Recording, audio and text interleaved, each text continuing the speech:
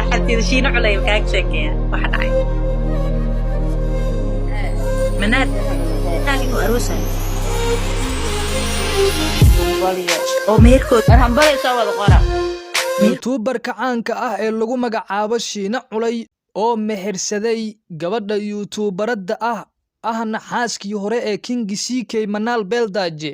maxaad kala socotaa xogtaasi daawade muuqaal sir ah ayaan kula wadaagi doonaa balse intaanan muuqaalkeena u guda galin channelkeenan ducaysana media like dheh haddii ay tahay markii kugu horeysay oo aad soo booqato channelkeenan subscribe garee ku mahadsanid daawade kulanti haboon saaxiibayaal meel kasta oo aad ka joogtaan dunida daafaheeda ku soo dhawaada channelkeenan ducaysana media waxaan daawadayaal muuqaalkeenan idinkula wadaagi doonaa youtuberka caanka ah ee lagu magacaabo Shiina Culay ayaa mehersaday xaaskii hore ee King CK gabadha lagu magacaabo Manaal Beeldaaje muddooyinkan dambe waxaa baraha bulshada dhammaan Soomaalida ay ku wada xiriirto lagu arkayay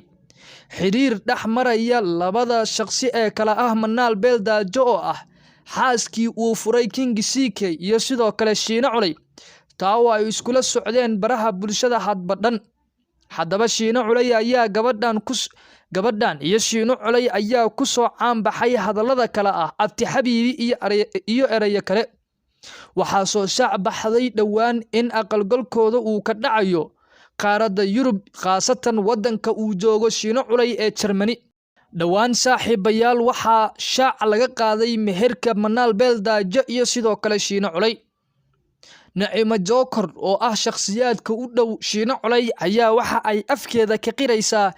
in ay ismehersadeen Manaal Beeldaaje iyo sidoo kale Shiina Culay isla mar ahaantaana haatan uur ay u leedahay Shiina Culay Manaal Beeldaaje waxaana sidoo kale la filayaa in aroos weyn ay ku dhigtaan gudaha dalka Germany ila daawo muuqaal yar oo ay kaga hadlayso Naciima Jookar arintan soo cusboonaatay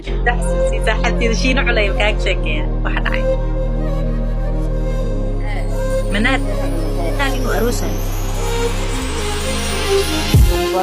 oo meerkood waxaan baraysaa wada qora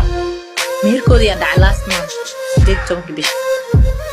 saddex qof kaliya imaatay saddex qof bas imaatay meerkii kaas aroos weyn dhiganayna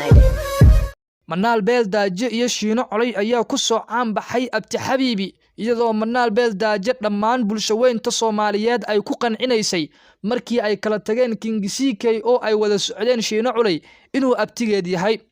hadiya jeer Shiina Culay ayaa markii ay laafafka TikTok iyo sidoo kale YouTube ka isla soo fadhiisanayaan waxa uu isticmaali jiray ereyga ah abti xabiibi ku mahadsanid daawashada muuqaalkan fadlan muuqaalka like garee channelkeenan ducaysana media subscribe dheh ku mahadsanid daawade